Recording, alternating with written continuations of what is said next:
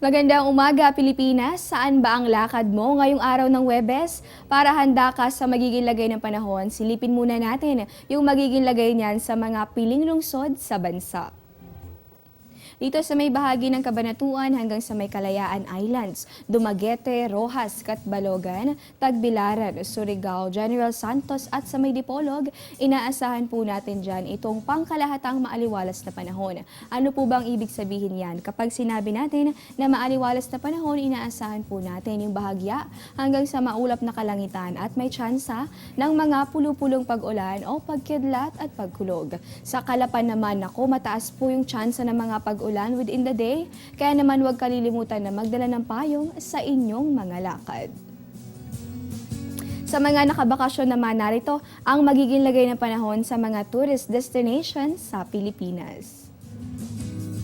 Dito sa may bahagi ng Vigan hanggang dito sa may Banawe, Anilao, Puerto Galera at sa Taal, hindi bibiguin ng fair weather condition ang mga turista. Same weather condition itong mararanasan sa Naga, El Nido, Boracay at Camiguin at mayroon po tayong temperatura dyan na nasa pagitan ng 23 hanggang sa 32 degrees Celsius.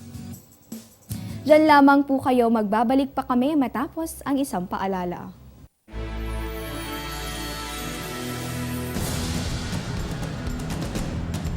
Mga numerong dapat tandaan sa inyong pagbiyahe.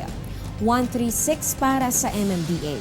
Para naman sa NLEX, 35000 o kaya ay 580-8928. SC-TEX, 865-2030 o di kaya ay 0920-967-2839. TPLEX, 0917-888-0715. Sa mga dadaan ng Skyway, 318-8655. SLEX, 584-4389. Cavitex, 0918-934-0713.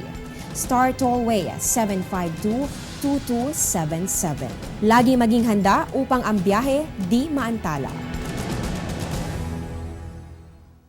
Samantala, bagamat ang mga gawain nating mismo mga tao, ang sanhi nitong global warming, hindi ba't nakamamanghang isipin na marami pa naman tayong magagawa para labanan ito. Sa Hawaii, sa halip na sa mapaminsalang coal energy dumepende, ay target po ng pamahalaan itong 100% dependence. Yan po ay sa clean energy pagsapit ng taong 2045. Sa ngayon po nagpapatuloy itong paglalagay ng wind turbines. Yan ay sa karagatan na siya namang gagamitin bilang energy source ng mga komunidad, lalong-lalo na yung mga nasa isla.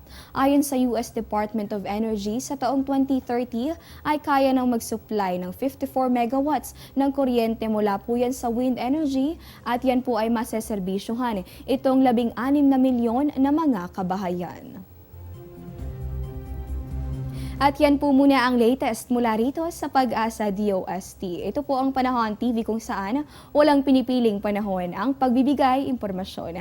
Ako po si Desiree Jonio. Magandang umaga po sa inyong lahat.